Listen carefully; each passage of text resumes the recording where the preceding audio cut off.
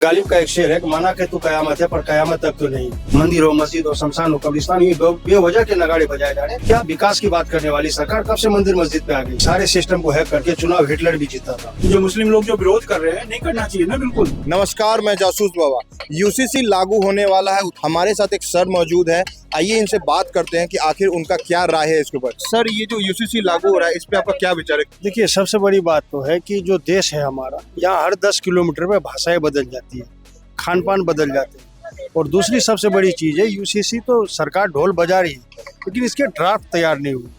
एक ऐसा मसला आप समझ लो कि जैसे मोहल्ले में किसी आदमी ने कहा कि मेरे बेटी की शादी है, उसने खूब हंगामा मचाया। जब दरवाजे पे बारात पहुंची तो लड़की वाले ने कहा नहीं, अभी मेरी बेटी तो 8 साल की, आप 12 साल इंतजार कीजिए। तो ये ऐसा मसला है। तो ये 2024 को चुनाव लेकर के ये सरकार के द्वारा एक ढोल बजाया जा रहा है। हकीकत कुछ और पड़े है।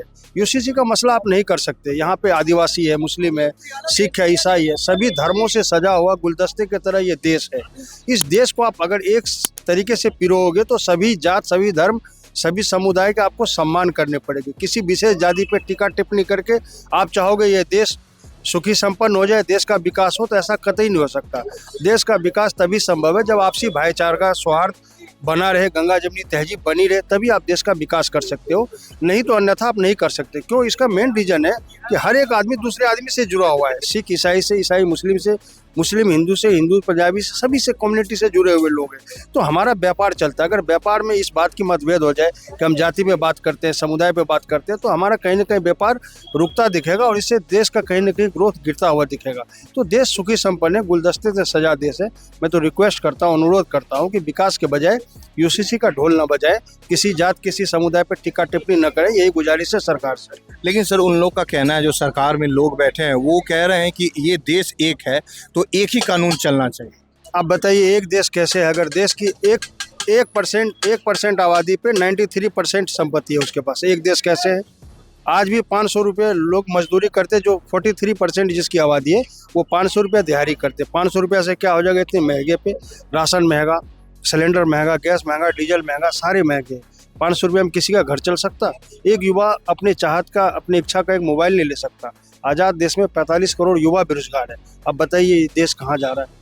बेवजह के ढोल नगाड़े, यूसीसी हो, मंदिर हो, मस्जिद हो, शमशान हो, कब्रिस्तान, ये बेवजह के नगाड़े बजाए जा रहे हैं ताकि सरकार से जो सवाल पूछने थे 2024 में, युवा जो सवाल पूछेंगे, किसान सवाल पूछेंगे, जवान पूछेंगे, वो कहीं ना कहीं सरकार बसती नजर आ रही है। और ये सरकार कहीं ना कहीं मंदिर, शमशान, कब्रिस्तान के पीछे छिपती नजर आ रही। क्यों? क्योंकि 2013 में लच्छेदार भाषणों में देश के जनता को गुमराह करने का काम भारतीय जनता पार्टी की सरकार ने किया, उनके नेताओं ने किया। उसी सवाल का जवाब के लिए आज युवा रोडों पे है, सड़कों पे है, कनॉट प्लेस में है। सरकार से सवाल पूछना चाहती है लेकिन सरकार के पास जवाब नहीं है। जवाब आप ये कहना चाहते हैं सरकार जो है वो बस मतलब मंदिर का इस्तेमाल करके वोट लेना चाहती है? हम ये नहीं कहना चाहते, हम नहीं, एक देश के 140 करोड़ जनता कहना चाह रही है। क्या विकास की बात करने वाली सरकार कब से मंदिर मस्जिद पे आ गई? 2013 में आपका नारा था सबका साथ सबका विकास। क्या यही सबका साथ सबका विकास है? एक जाति पे, एक समुदाय पे टीका टिप्पणी करके? क्या जातियों को जात से अलग करके ये विकास है? क्या भाइयों को भाई से लड़वा के ये विकास है आपका? अगर ये विकास है तो नहीं चाहिए ऐसा 140 करोड़ जनता को विकास। वो लोग कह रहे हैं ये सिर्फ सरकार को बदनाम करने के लिए इस तरह का मनगढ़ंत कहानी रचते हैं विपक्ष वाले। जनता तो हम ही को वोट दे रही है। देखिए, सारे सिस्टम को हैक करके चुनाव हिटलर भी जीता था। अच्छा। और एक बात, दूसरी बात, कोई भी दल हो आज भारतीय जनता पार्टी से नहीं लड़ रही। भारतीय जनता पार्टी के 5 सिस्टम से लड़ रही है। भारतीय जनता पार्टी के मसल से, पावर से, पैसा से, मीडिया से, मशीन से। तो सभी दल की लड़ाई 6 से। और सरकार जो तानाशाह रवैया अपना रही है, सरकार जो कह रही है कि मैं इलेक्शन जीत रहा, तो बताइए चंडीगढ़ में मेयर के चुनाव में क्या हुआ? क्या पारदर्शिता चुनाव है? तो ये देश की जनता समझ रही है। ये देश युवाओं का है और यहाँ शिक्षित युवाओं की तादाद ज़्यादा है। तो शिक्षित युवा सभी समझ रहे हैं कि देश कहाँ जा रहा है। तो वो उनका कहना है कि जो विपक्ष के लोग हैं वो जहाँ पे चुनाव हार जाते हैं वहाँ पे सिर्फ ईवीएम का मुद्दा को उठाते हैं, जहाँ जीत जाते हैं फिर चुप हो जाते हैं। देखिए, ये सरकार की सेटिंग होती है।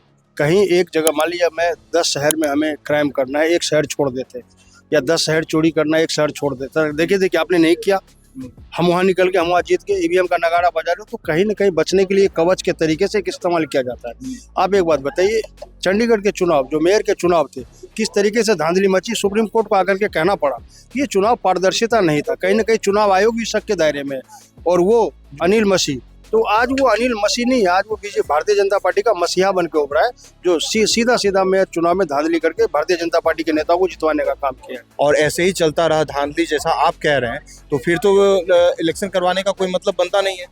एक गालिब का एक शेर है कि माना कि तू कयामत है पर कयामत तक तो नहीं। ये सरकार की जितनी तानाशाही थी वो चल चुकी। आज रोडों पे बड़े बड़े वकील आए हुए हाई कोर्ट के सुप्रीम कोर्ट के, वो मांग रहे हैं 150 मशीन। ईवीएम मशीन दे दो आप, अगर आप पारदर्शिता हो, आपके मन में कोई किंतु परंतु नहीं, आप दे दीजिए 150 मशीन। लाइव टेलीकास्ट में उसका चेकिंग करेगा, वो बता तो रहा है मैं लाइव टेलीकास्ट करूंगा, पूरा देश देखेगा कि आखिर ईवीएम में हकीकत है क्या। तो आप घबरा क्यों रहे, डर क्यों रहे? कहावत है नहीं, चोर के दाढ़ी में। वो कह रहे हैं घबरा नहीं रहे हैं, अगर मान लीजिए अगर फिर से वही बैलेट पेपर से ही चुनाव कराना है तो फिर तो वही बूथ लूटना ये सब फिर से वही चलता रहेगा। कैसे चलेगा जब इतना सशक्त सरकार है और बहुमत से लबालब भरी सरकार है आपके पास, सेना सक्षम है, सीआरपीएफ है, पुलिस है, सारे मुस्तंदे बल आपके साथ है, तो कैसे धांधली मचेगा? क्या अभी हम धांधली के आप भी हम 30 साल पुराने जीवन में जी रहे? क्या अभी ये पुराना 30 साल भारत है? अभी ये 30 साल पुराना भारत नहीं है, ये सक्षम भारत है। हम पारदर्शिता चुनाव करवा सकते हैं, बशर्ते सरकार की नियत और नीति साफ होनी चाहिए। जो मुस्लिम कम्युनिटी है उनके लिए बीजेपी सरकार ने कुछ किया है या नहीं किया? क्योंकि वो लोग तो कहते हैं उन्होंने बहुत कुछ किया, 3 तलाक लाया और यूसीसी ला रहे हैं, ये तो उनका कहना है। एक बात बताइए, सवाल मुस्लिम कम्युनिटी का नहीं है, सवाल देश के 140 करोड़ जनता का। जो भारतीय जनता पार्टी का नारा था सबका साथ सबका विकास, तो बताए भारतीय जनता पार्टी किसका विकास हुआ?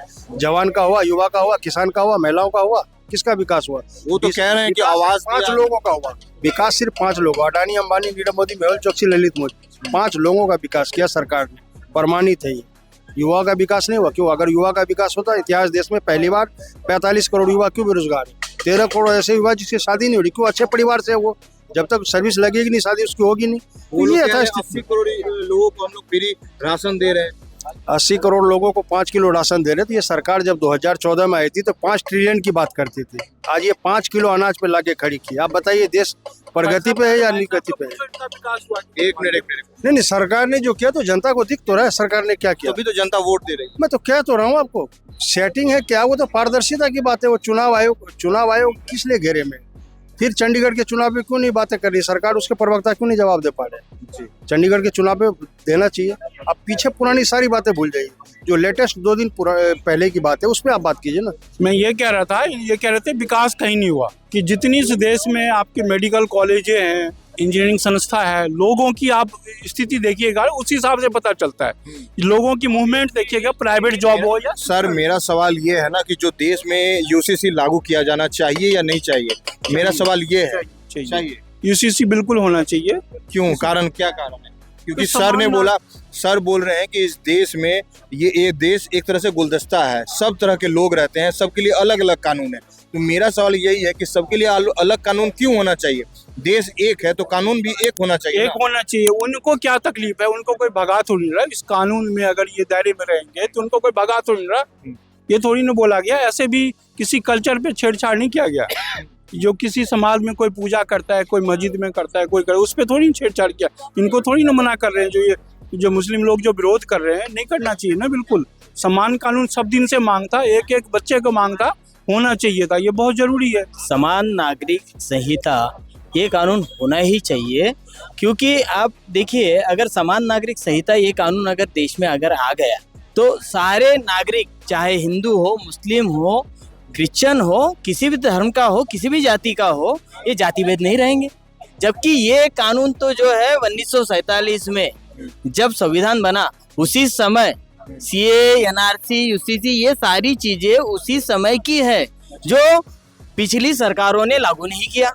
अभी सीए, एनआरसी, यूसीसी ये सारी चीजें अगर ये गवर्नमेंट लागू करवा रही है तो देश के लिए, समाज के लिए और सारे जाति धर्मों के लिए ये बेहतर कानून है। इससे अच्छी बात क्या हो सकती है? और मैं तो ये चाहता हूँ कि देश में समान नागरिक संहिता, चाहे हिंदू हो, चाहे मुसलमान हो, चाहे क्रिश्चियन हो, अगर समान नागरिक संहिता कानून हो तो सबको एक जैसे अधिकार मिलेंगे। सभी जाति धर्म के लोग इस देश में रहते हैं। अगर समान नागरिक संहिता अगर इस देश में लागू हो तो सभी के लिए फायदेमंद है।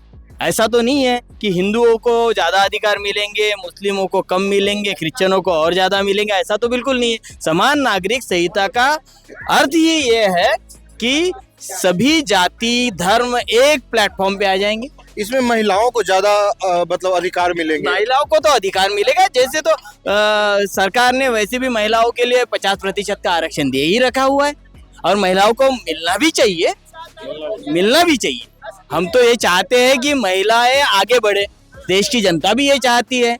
पूर्ववत सरकारों में अगर आप देखेंगे, अगर समान नागरिक संहिता कानून हो तो आज मैं आप बुरा नहीं माने, यहाँ पे अगर जो भी भाई यहाँ पे होंगे, कोई भी इस बात को बुरा नहीं माने, समान नागरिक संहिता में देखिए एक हिंदू औरत को, एक हिंदू महिला को जो अधिकार है वो मुस्लिम महिला को मिलना, वो मेरे ख्याल से मुस्लिम महिलाओं को भी मिलना चाहिए। वो क्यों, उनको क्यों यार हिजाब में अटका के रखा हुआ है आप लोगों ने? क्यों हिजाब में अटका के रखा हुआ है? क्यों उनको आजादी से जीने का अधिकार नहीं है? 3 तलाक कानून हटा दिया गवर्नमेंट ने, आज मुस्लिम महिलाएं कितनी सुरक्षित हो गई। इस पे मैं एक सवाल करूँ आपसे? बोलिए। हाँ? बुरा तो नहीं मानेंगे? नहीं, बिल्कुल नहीं मानूंगा। हमारे साइड भी तो है ना कि लोग घूंघट में अभी भी रहते हैं। मेरा कहना ही वो है, मेरा कहना ही वो है कि ये घूंघट प्रथा, हिजाब प्रथा गलत, ये गलत है, हट जाना चाहिए। ये हट जाना चाहिए। अगर समान नागरिक संहिता अगर लागू हो जाए तो ये सारी गलत प्रथाएं हट जाएगी। ये सारी, चाहे हिंदुओं में हो, मुस्लिमों में हो, चाहे किसी भी धर्म में हो, गलत प्रथा तो गलत ही है ना। मैं ये नहीं बोल रहा हूँ कि ये गलत नहीं है। तो दोस्तों आपने देखा यहाँ पे यूसीसी को लेकर इन लोगों ने अपनी राय दी। आप इस वीडियो के बारे में क्या सोचते हैं कमेंट सेक्शन में जरूर बताएं। धन्यवाद।